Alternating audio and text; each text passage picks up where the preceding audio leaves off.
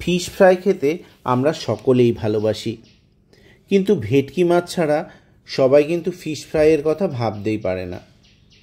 তাই ভেটকি মাছ ছাড়া কিভাবে অন্য মাছ দিয়ে ফিশ ফ্রাই বানাবো সেটাই আজকে তোমাদের সাথে শেয়ার করব। এই মাছটা তোমরা কম বেশি সকলেই চেনো। এটা হলো লোটে মাছ।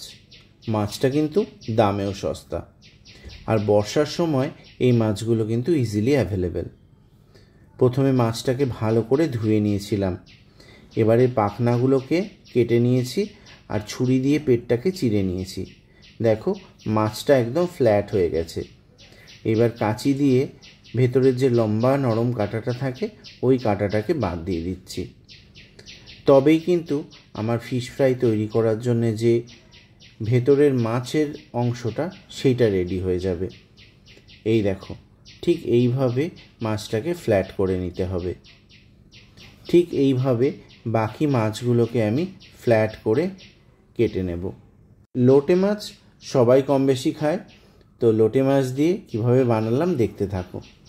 মাছটা ভালো করে ধুয়ে নিয়ে জল ঝরিয়ে নিয়েছি। এবার একটা বড় বাটি নিয়েছি আর বাটির মধ্যে ম্যারিনেট করব মাছগুলো। প্রথমে দিয়ে দিলাম একটু লবণ আর দিয়ে দিলাম লঙ্কার গুঁড়ো। যে যেমন ঝাল খাও সেরকম লঙ্কার গুঁড়ো দিলেই হবে। এবার দিয়ে দিলাম একটু গরম মশলা। এই গরম মশলাটা বাড়িতে বানানো। এবার দিয়ে দিলাম আদা রসুন বাটা, আর সাথে দিয়ে দিলাম একটু লেবুর রস। লেবুর রস না থাকলে ভিনিগারও দিতে পারো। আর এর মধ্যে চাইলে তোমরা গোলমরিচের গুঁড়োও দিতে পারো, কিন্তু গোলমরিচের গুঁড়োটা আমার কাছে অ্যাভেলেবেল ছিল না, তাই গোলমরিচের গুঁড়ো ছাড়াই এটা ম্যারিনেট করলাম। এবার এই ম্যারিনেট করা মাছটা ঢাকা দিয়ে রেখে দেবো ঘন্টাখানেক। তো এই দেখো, এইবার আসল কাজে আসা যাক। একটা পাত্রের মধ্যে 2টো ডিম ভেঙে নিয়েছি, আর সাথে নিয়েছি ব্রেড ক্রাম্ব। আর এই দেখো ম্যারিনেট করা মাছটা আছে, আর সাথে আছে কর্নফ্লাওয়ার। তোমরা কর্নফ্লাওয়ারের পরিবর্তে ময়দাও ব্যবহার করতে পারো। দেখো ম্যারিনেট করার পর মাছটা থেকে কিন্তু জল ছেড়েছে, এই জন্যে মাছটাকে আলাদা পাত্রের মধ্যে নিয়ে নিচ্ছি। তো এইবার মাছটাকে প্রথমে আমি ভালো করে কর্নফ্লাওয়ারের সাথে মাখিয়ে নেব, যাতে মাছটার কোনো অংশ ফাঁকা না থাকে।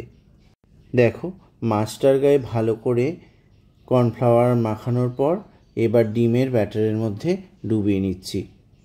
তো এইভাবে এপিট ওপিট করে সুন্দর করে ডিমের ব্যাটারের মধ্যে ডুবিয়ে আমি ব্রেড ক্রাম্বের মধ্যে নিয়ে নেব। এখানে ব্রেড ক্রাম্বের পরিবর্তে তোমরা বিস্কিটের গুঁড়োও ব্যবহার করতে পারো। এইবার মাছটার গায়ে ভালো করে ব্রেড ক্রাম্বটা লাগিয়ে নিলাম। তো এই দেখো, এটাকে আরেকবার ডিমে ডুবিয়ে ব্রেড ক্রাম্ব লাগানো যেতে পারে, কিন্তু এতে ফিশ ফ্রাইটা অনেক মোটা হয়ে যাবে। তো একবার লাগালেই ভালো হবে, বেশ পাতলাও হবে আর খেতেও ভালো লাগবে। যারা ভালো করে বুঝতে পারোনি তাদের সুবিধার্থে আমি আরেকবার আরেকটা মাছের গায়ে সুন্দর করে লাগাচ্ছি। এই দেখো, প্রথমে ভালো করে আমি কর্নফ্লাওয়ার মাখিয়ে নিয়েছি। কর্নফ্লাওয়ার থেকে ডোবাবো ডিমের মধ্যে, আর কর্নফ্লাওয়ারটা মাখানোর পর একটু ভালো করে ঝেড়ে নিতে হবে, যাতে অতিরিক্ত কর্নফ্লাওয়ার লেগে না থাকে। এবার ডিমের মধ্যে ভালো করে লাগিয়ে নিলাম ডিমটা। এবার তারপর এটাকে ব্রেড ক্রাম্ব লাগিয়ে নিলাম। এইভাবে আমরা সমস্ত মাছগুলোর গায়ে ভালো করে ব্রেড ক্রাম্ব লাগিয়ে নেব। আর এদিকে সমস্ত ফিশ ফ্রাইগুলোর মধ্যে আমি কিন্তু ব্রেড ক্রাম্ব লাগিয়ে নিয়েছি। প্রথমে আমি 3টে তৈরি করছি।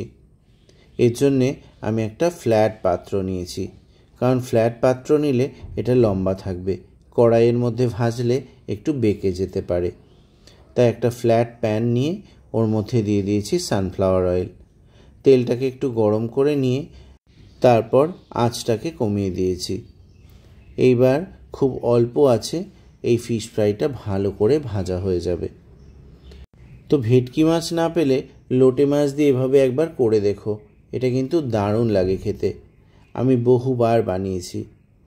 এবার দেখো আমার ফিশ ফ্রাইটা একদম রেডি। তোমাদের ভিডিওটা কেমন লাগলো অবশ্যই কিন্তু কমেন্টে জানিও। আর যারা নতুন আছো অবশ্যই পালকের রান্নাঘর চ্যানেলটি সাবস্ক্রাইব করে দিও। আর এই দেখো এটা কিন্তু বেশি শক্ত হয়নি, বেশ ভালোই মুচমুচে হয়েছে কিন্তু নরম। এবার ফিশ ফ্রাইটা ভাঙা দেখেই তোমরা বুঝতে পারছো। রান্না তো করলাম, এবার একটু সসে ডুবিয়ে খেয়ে দেখতে হবে কেমন হয়েছে। দেখে তো মনে হচ্ছে ভালোই হবে। অসাধারণ।